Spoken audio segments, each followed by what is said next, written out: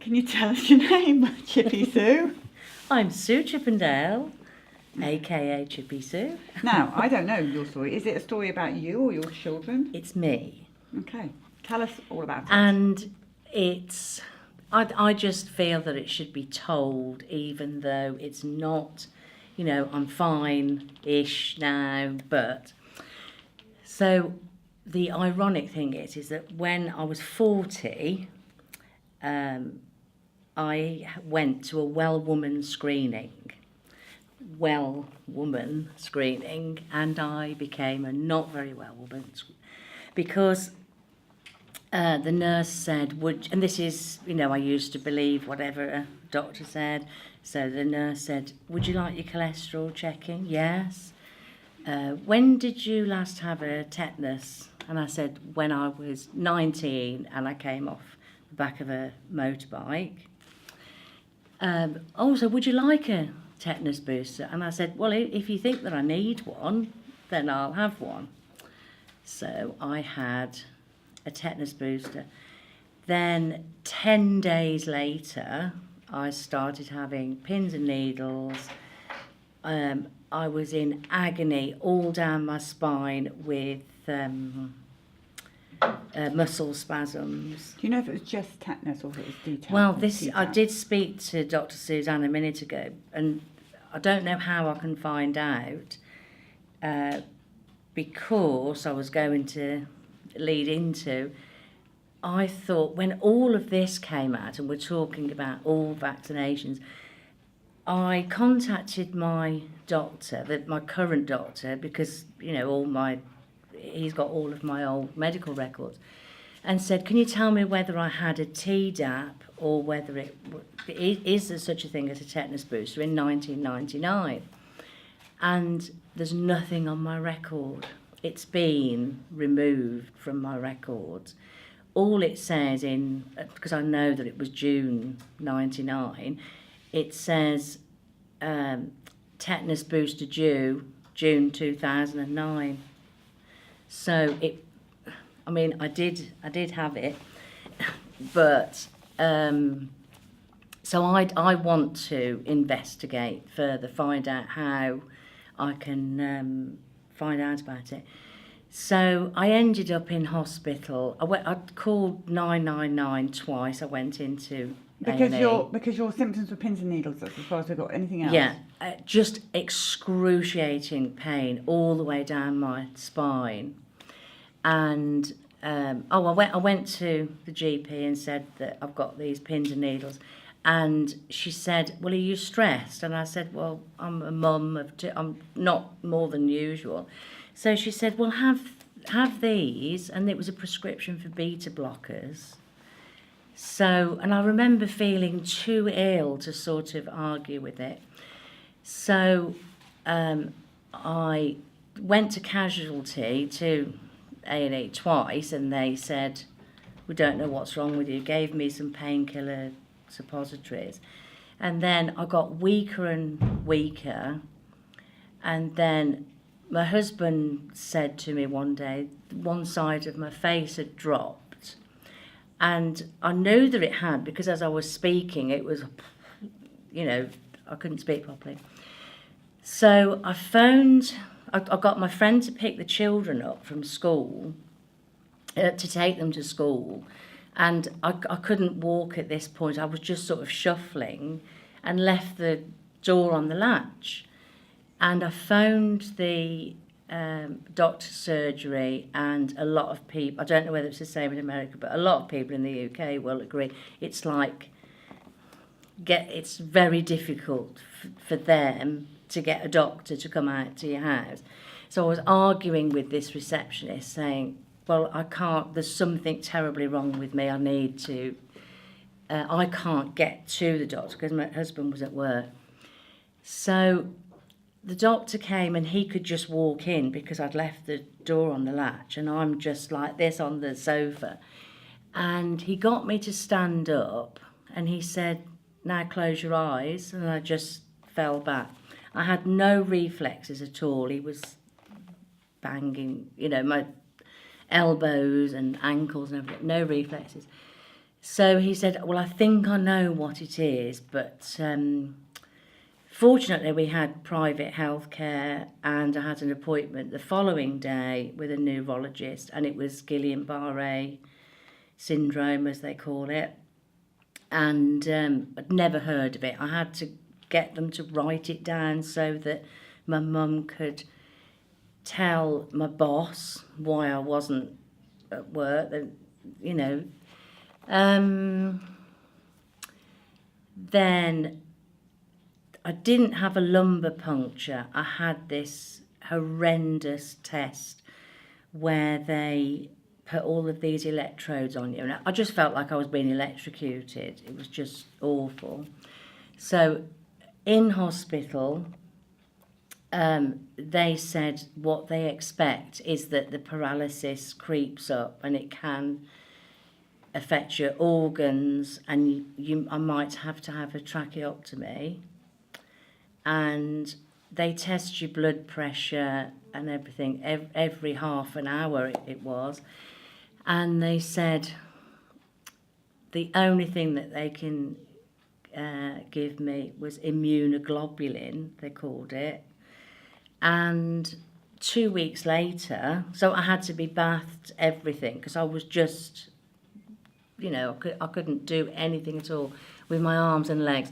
But fortunately, it sort of stopped there. But I've since found out that, I'm unlucky to have had it, but lucky that I didn't. Some people are in hospital for 18 months and can only move their eyelids. Or die.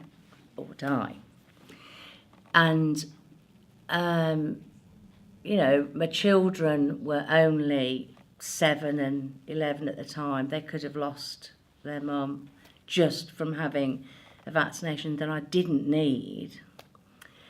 And so when I came out of hospital, I was exactly the same as when I went in. I couldn't do anything, and it took many months. I think for me to get my full stamina back, it was up to 5 years later until I think that I was much better. And we did have a computer 18 years ago, and I can remember looking, because I'm one of these, I just want to find out. I don't want to just be told you had Guillain-Barré, why did I have it? And this word vaccination came up. It's more often the flu. If you look at all of the claims people have made, it's more often the flu vaccine. But I read tetanus, Guillain-Barré, tetanus vaccine, Guillain-Barré. So I saw, because I was seeing my doctor, and I said to him, I didn't know anything about a reporting system, and I said to him, I think it was from the tetanus booster that I had. And he said, well, I can't comment. All I will say is that you must never have another vaccination ever again. And on my file, it had no flu jab written across the outer folder. And not that I would have another one anyway. And I saw the nurse and I said, do you remember when I had that well woman screening? And I told her. So that's another thing I'm angry about, because it obviously has never been reported, because nobody mentioned anything about it being reported. And then I've since read, because this is only since Vaxxed came out, I've since read that you've got up to 6 years that you can claim with the UK, I can't even remember what it's called, the Department of Health, something or other. And so it's classed as an autoimmune disease, Guillain-Barré is. And then in 2006, I started having terrible symptoms that because I've got no faith in doctors whatsoever, And this just confirmed it even more, because I had all these symptoms, and I basically diagnosed myself with Hashimoto's, with underactive thyroid disease.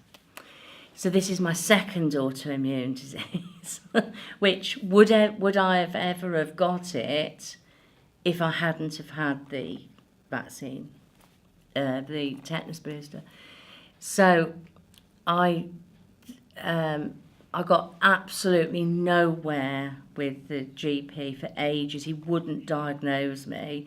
So it's the classic thing where they say, "Oh, Dr. Google has, you found out your diagnosis with Dr. Google."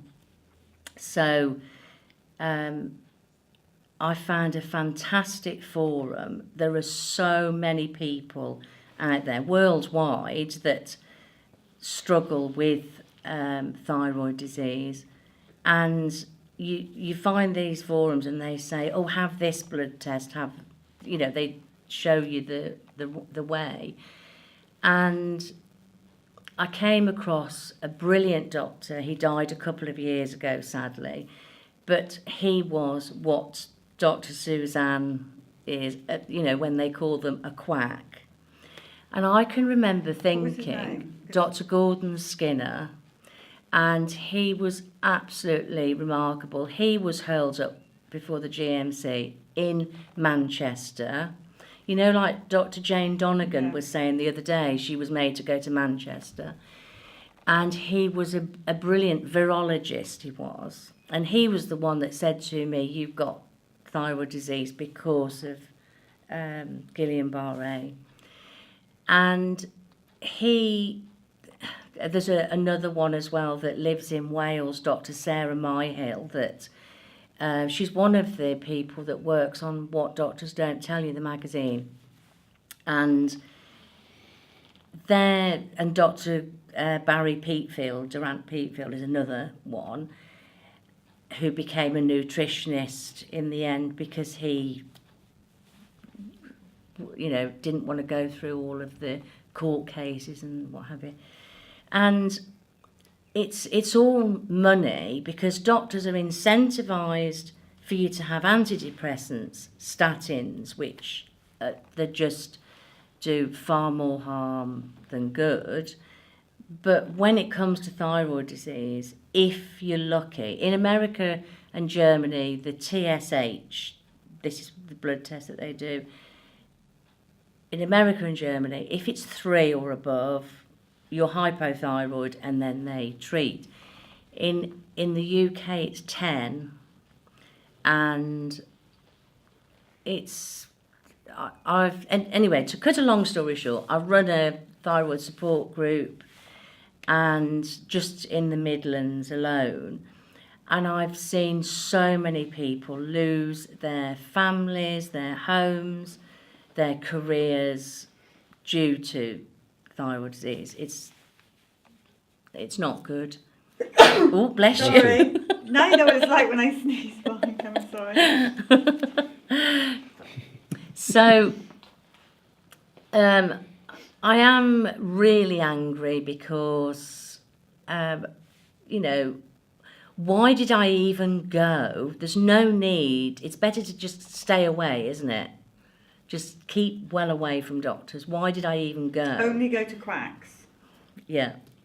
So, yes, that's what I was going to say. That when I met Dr. Gordon Skinner, and I, thoroughly supported him when he was being held up in front of the GMC, I can remember thinking, I bet that doctor, that MMR doctor, I bet he is totally innocent, because, I didn't have, it's just in the back of my mind that I can remember it being on the news, this terrible doctor. And of course he is totally innocent. So you're going to say he is totally terrible. But how? You may be watching right now. But how I got here is the truth about cancer a couple of years ago totally changed my life, and I thought, then you start following blogs, people like Mike Adams and Erin, Dr. McCullough and people like that. And then all of a sudden, there's vaxxed. And I think I was just a few weeks into it when you first started in America, you know, showing it in the theatres. But I think you're all marvellous and fully support everything that you do. Well, you're part of the team. What are you talking about? You're Vax Peeps. Yeah. You're in that. We see you the whole time. You keep us going as we go along. And you send all those hearts to those people. Yeah. So everybody, it's time for Chippy Sue to have her Am I heart. gonna have hearts? It's your turn. It's your turn. Just stick me down if I can see this. Wait, I haven't turned it around yet. I hope I didn't have any trolls. I can't read the thing. Oh. So, but if you've got trolls, you know what will happen. They'll get rid of them. Look, see, they love you. This is what you do. And this is where our back. I just saw some hearts go. Even autism. There's 3 magazine. phones here. I know you. This is how it is. Did you imagine it would be like this? I can't believe it when you watch it, and when my phone pings, and then when my phone pinged out there, and I'm here. Well, this is from the peeps. Aww. Thank you for being such a big supporter of Thank Vaxxed you. and I've all probably that. missed things out, but Was there anything else you want It's- to tell them? You see, it's good that you tell that story because, you know, it's the adult side. It's, you know, you were 40 years old. You can still get injured when you're old. We've had a lot of the older generation coming out while we were in England, and it's been really interesting. the only other thing that I wanted to say was that I've got Let me just turn this on the other way because we are back to looking at the floor. Oops, I've got Nina, friends. Thank you. Go away. I can't turn it around. There we go. Now that I know what I know about all vaccines, and my children they do listen. They think, oh, she's going on about vaccines again, but they completely, and they've watched Vax and they completely take it on board. But it just makes me really sad that I do have friends with children with autism, and there's this acceptance that it's just something that happens. And it's a horrible feeling thinking, I know what's happened to your child, but you don't know. Yeah. It is heartbreaking. I do feel that I want to go to the doctor's surgery and stand outside all the children that are going to be vaccinated tomorrow, but you can't save everybody, can you? We're going to try. Yeah, we're winning.